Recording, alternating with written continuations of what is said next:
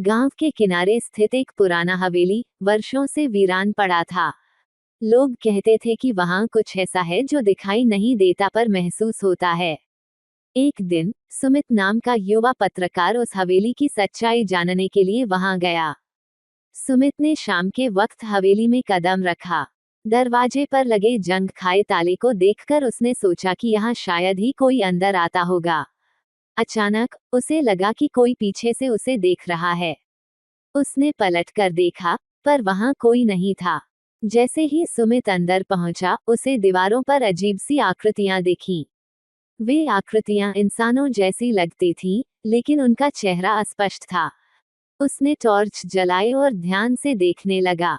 तभी उसके पास रखी कुर्सी अचानक गिर पड़ी। वह चौंक कर पीछे हटा।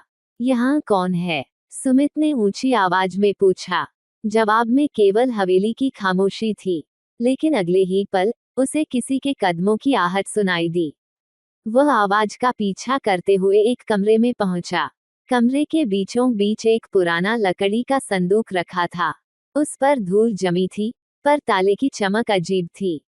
सुमित ने ताले को खोलने की कोशिश की, तभी पीछे से किसी ने उसका कंधा पकड़ लिया। सुमित तेजी से पलटा, पर वहां कोई नहीं था। पसीने से तरबतर उसने खुद को संभाला और ताले को तोड़ने के लिए अपने बैग से औजार निकाला। ताला खुलते ही अंदर से एक पुरानी डायरी निकली। उसने डायरी को खोलकर पढ़ना शुरू किया। डायरी में लिखा था, जो भी ये पढ़ रहा है वह जान ले कि ये हवेली तुम्हें जिंदा नहीं छोड़ेगी। सुमित का दिल तेजी से धड़कने लगा। तभी अचानक से दरवाजा जोर से बंद हो गया।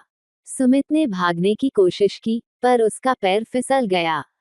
तभी उसे लगा कि कोई उसका हाथ पकड़ रहा है। उसने जोर से चिल्लाते हुए हाथ झटका। जैसे ही उसने ऊपर देखा, एक काली परछाई उसके सामने खड़ी थी। परछाई ने धीरे से कहा, तुम यहाँ से जा सकते हो, लेकिन कीमत चुकानी होगी। सुमित ने डरते हुए पूछा, क्या कीमत? परछाई ने कहा, तुम्हारी सबसे बड़ी सच्चाई। सुमित समझ गया कि यह उसकी कोई गहरी गलती जानना चाहती थी।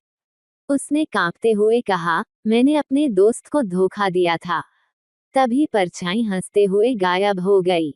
सुमित हवेली से बाहर निकल आया, लेकिन वह जानता था कि उसकी जिंदगी अब कभी पहले जैसी नहीं होगी।